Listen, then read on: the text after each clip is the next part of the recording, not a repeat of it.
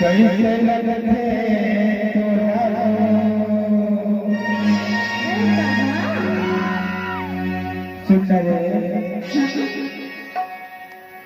सुंदर सरपंच कथे रे पगली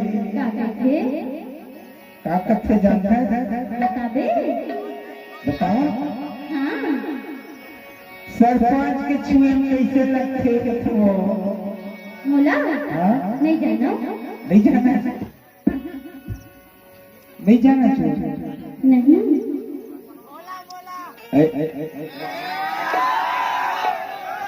एक चिल्लावती कर छुए कैसे लगते कथो मोला तो कर उनके गोली में हंसी लगत है।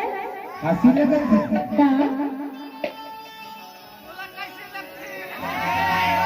अगर का कथा जानता है का कैसा एमर रात भर बैठी है ना तबे कार्यक्रम होगा था इकट्ठी कैसे लगते एक बेचारा जना पर ड्यूटी पे लाया है कि सुबह बना है से वही तो कथा रे पगली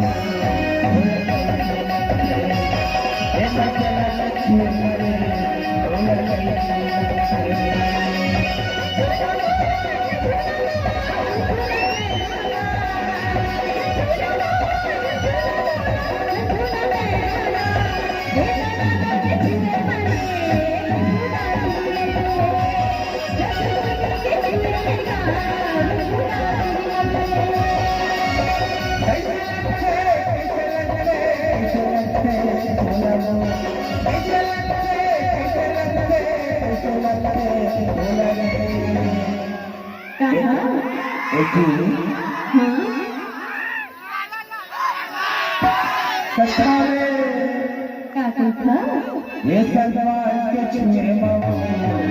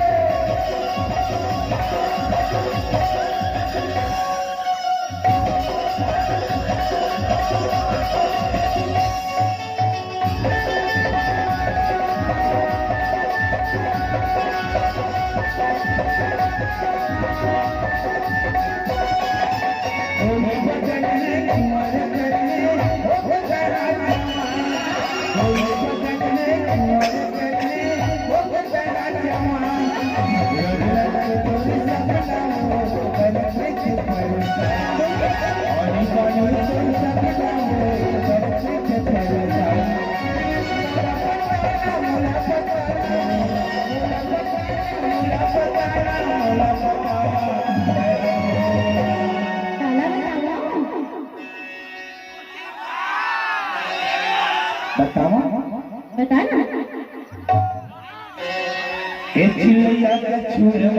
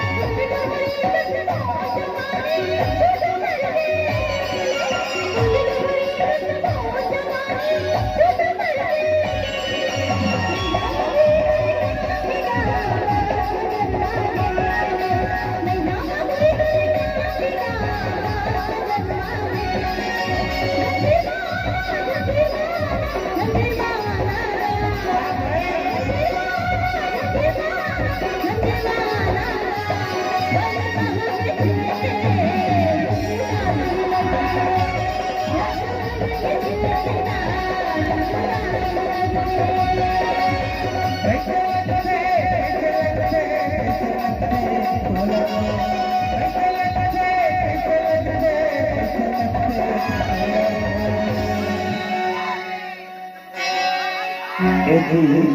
काय कैसे